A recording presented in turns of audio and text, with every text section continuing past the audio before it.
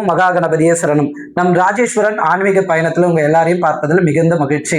இன்னைக்கு நம்ம என்ன பதிவு பார்க்க போறோம் அப்படின்னா தைப்பூசம். தைப்பூசம் என்றாலே முருகனுக்கு சிறப்பான ஒரு நாள். முருகனுக்கு மட்டும் சிறப்பல்ல, முருகன் கையில் இருக்கின்ற வேலுக்கும் மிகுந்த சிறப்பு. இந்த வேலுக்கு என்ன சிறப்பு அப்படின்னு பார்த்தோம்னா, முருகன் எப்படி வைகாசி விசாகத்தில் பிறந்தாரோ அதே போல் இந்த வேல் அன்னை சக்தியின் சுரூபமாக பிறந்த நாள் இந்த தைப்பூச நன்னாளிலே. முருகனையும் வேலையும் இந்த இரண்டு சிறப்புகளையும் இன்று விரிவாக பார்க்கலாம் வாங்க. இந்த பிரபஞ்சத்துல முருகனுடைய அருள் அப்படின்னு சொல்றது ஒன்றல்ல இரண்டல்ல, பிரபஞ்சம் முழுவதும் பரவி இருக்கக்கூடிய ஒரு பெரும் ஆற்றல் ஓம் எனும் பிரணவம். இந்த பிரணவத்தின் சுரூபமாக, பிரணவத்தின் ஒளியாக, பிரணவ சுரூபமாக ஓம் சரவணபவ என்கின்ற மந்திரத்தின் பிரணவ உச்சரிப்பாக விளங்கக்கூடியவர் முருகப்பெருமாள். இந்த முருகனுடைய அதி அற்புதமான தரிசனம் அப்படின்றது நம்ம இந்த கலியுகத்துல காண கண்கோடி வேண்டும். இத்தனை அற்புதம் நிறைந்த இந்த முருகப்பெருமாளுடைய அருள் நிறைந்த நன்னாள் தான் இந்த தைப்பூச திருநாள். இந்த தைப்பூசத்துக்கு என்ன சிறப்பு அப்படின்னு பார்த்தா, எந்த ஒரு ஆற்றலுமே சிவம் சக்தி இல்லாம நடக்கிறது இல்லை. சிவமும் சக்தியும் ஒன்றிணைந்தது தான் இந்த பிரபஞ்சம். இந்த பிரபஞ்சத்துல இருக்கக்கூடிய எல்லா உயிரினங்களும், எல்லா கோள்கள், நட்சத்திரங்கள் எல்லாமும் சிவசக்தி சொரூபம் தான். அதே போல்தான் முருகப்பெருமானும் அவர் கையில் இருக்கக்கூடிய வேலும் சிவபெருமானுடைய சாட்சாத் சிவபெருமானே தான் முருகப்பெருமாள். அதே அம்சம்தான், சிவன் வேறு முருகன் வேறு இல்லை. அதே போல் சக்தியின் சொரூபமாக இருக்கக்கூடியவது அந்த வேல்.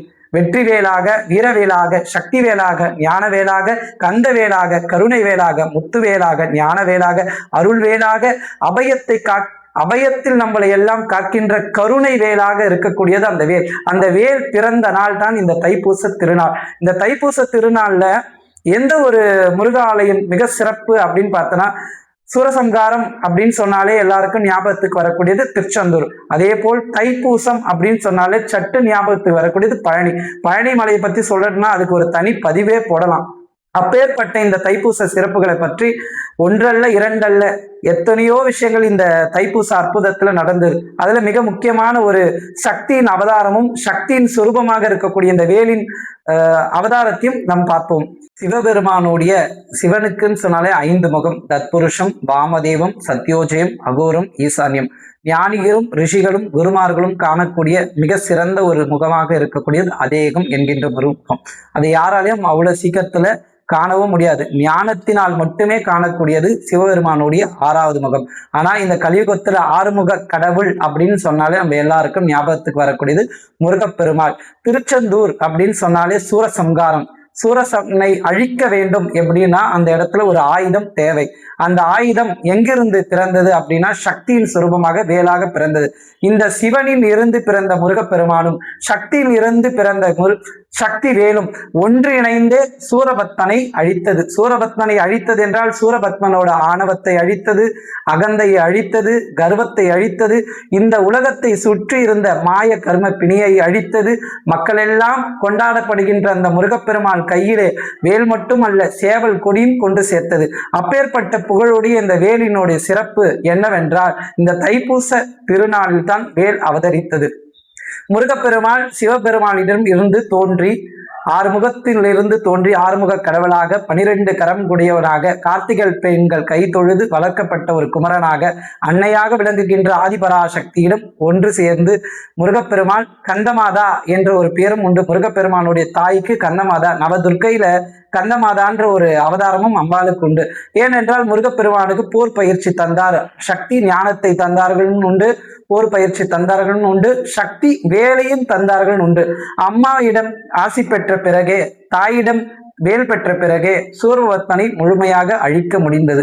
அசுரப்படையை அழித்து தேவர்களை சிறையிலிருந்து மீட்டு தேவ சேனாதிபதியாக, ராஜகுருபரனாக, சண்முக கடவுளாக இந்த கலியுகத்திலே கண்கண்ட தெய்வமாக நம்மளுக்கு காட்சி தருகின்றார். அப்பேற்பட்ட அந்த வேலுக்கு நாம் எல்லாரும் இந்த நன்னாளிலே, தைப்பூச நன்னாளிலே அருகில் இருக்கக்கூடிய ஆலயத்துக்கு சென்று இறைவனை தரிசித்து நம்மளால என்ன முடியுமோ ஒன்று ஆலயத்துக்கு செல்ல முடியும் அப்படின்னா ஆலயத்துக்கு சென்று நிறைய முருகப்பெருமாள் ஆலயத்துல அன்னைக்கு பால்குட விழா நல்லா சிறப்பாக நடக்கும். பால்குடம் எடுக்க முடியும் அப்படின்றவங்க பால்குடம் எடுக்கலாம். இல்லை முடியல, அந்த சந்தர்ப்பம் இல்லை அப்படின்றவங்க பால் அபிஷேகத்துக்கு வாங்கி கொடுத்து அந்த இறைவனுடைய திரு அபிஷேகத்தையும் அந்த அலங்காரத்தையும் நம்ம காண கண்கூடி பார்த்து இந்த பிறவில எல்லா வகையான பலன்களும் பெற்று முடிஞ்ச அளவுக்கு எல்லாரும் ஆலயம் சென்று இறைவனை வழிபாடு செய்யலாம். முடியல, நம்மளால போக முடியல அப்படின்னு பட்சத்துல வீட்டில் இருக்கக்கூடிய முருகனுடைய திருப்படத்து முன்னாடி தீபம் ஏற்றி வேல்மாறல் படிக்கலாம், கந்தசஷ்டி படிக்கலாம். தெரியாதவங்க முருகா முருகா முருகா என்று அழைத்தாலே போதும். கூப்பிட்ட குரலுக்கு ஓடோடி வரக்கூடிய கந்த பெருமாள் நம்மளுடைய குறைகள் யாவையும் தீர்த்து மனதில் இருக்கக்கூடிய எல்லா கவலையும் நீக்கி எல்லா வகையான நலன்களும் வளங்களும் இந்த தைப்பூச திருநாளில் எல்லாருக்கும் கிடைக்க வேண்டுகின்றோம். மறக்காம நம்மளுடைய ராஜேஸ்வர ஆன்மீக பயணத்துக்கு லைக் பண்ணுங்க, ஷேர் பண்ணுங்க, சப்போர்ட் பண்ணுங்க. உங்களுடைய ஆதரவு தான் எங்களுக்கு மிகுந்த தேவை. நன்றி, வணக்கம்.